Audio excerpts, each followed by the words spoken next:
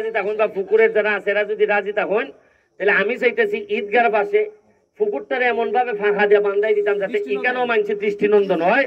তাইলে পুকুর পুকুর পুকুর এরপরে হইলে কি আপনার ঈদগাহ, এই দুইটা জিনিস যদি আমি যদি এখান দিয়ে ফাঁকা করিয়া দেই, পুকুরের পারে পারে যতটুকু আছে এটা যদি ফাঁকা করিয়া এই গাইডওয়াল তো থাকবো ওই সাথে ফাঁকা করিয়া দিয়া এই ওয়াক হয়ে করিয়া দিয়া আর যদি সিঁড়ি টিড়ি করিয়া দেই দিলে পরে ঈদগাহ আর পুকুর আর এই সাইডটা যদি কবরস্থানটা পরিষ্কার করিয়া বাউন্ডারি টাউন্ডারি দিয়ে যদি সুন্দর করা যায় ওইটাই একটা বিদেশের মতো লাগবে।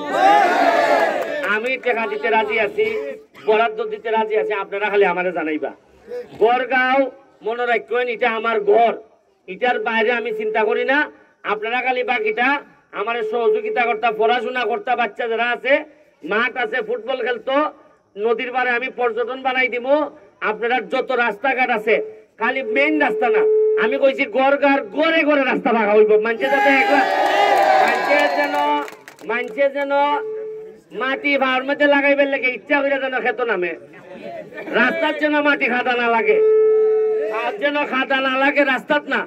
মানুষের শখ করে হয়তো আজকাল ভাড়াটার মধ্যে একটু মাটি লাগাইতাম রে, ওই ক্ষেতের মধ্যে গিয়ে হাঁটাহাঁটি করতো।